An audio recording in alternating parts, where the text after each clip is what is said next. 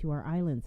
The AGs note that the region's limited resources and proximity to Asia are reasons to ramp up efforts to respond to drug trafficking and other crimes. We now check in with Tomas Manglona, who reports live from Saipan. Hi, Tomas.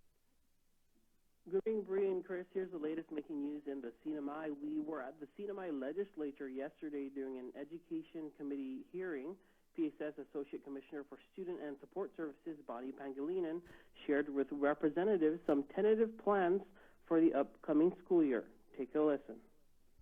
To account for the many moving parts and the ever-changing environment with COVID-19. So we actually had planned a succession of phases for reopening, beginning with a fully online school opening.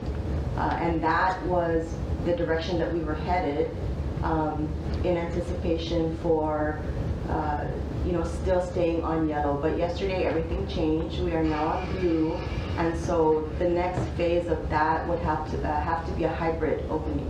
So right now the plans that are in place are to open the new school year with part of the student body attending courses online, and the other half of the student body attending classes on campus with safety measures in place. So we are looking at the guidelines that have been provided by the Centers for Disease Control, by UNICEF, and of course the COVID Task Force. We've been in communication with CEO Munya at CHCC, and they actually have our school opening plans. We'll be meeting with them again to look at the different protocols for entering the campus, for the classroom compositions, for the number of students that need to be in rooms, everything from sanitization to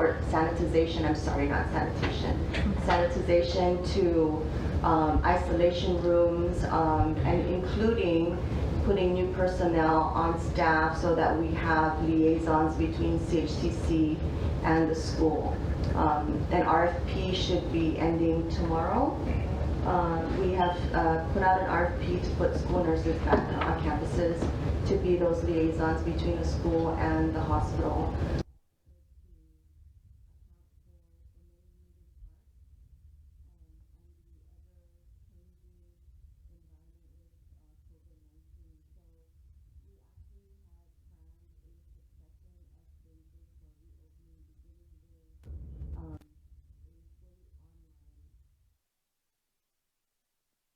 And applications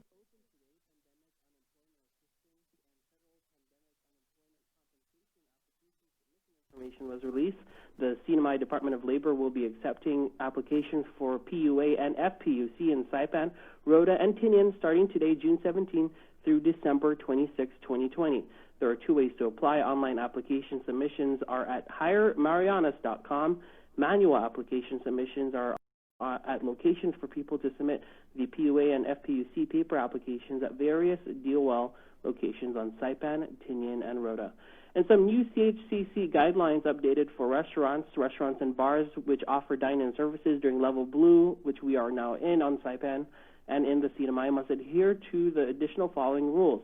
Some notable updates: they now limit occupancy to 50% of their original permitted limit, and limit parties dining together to now no more than 6 people at restaurants and 2 people at bars.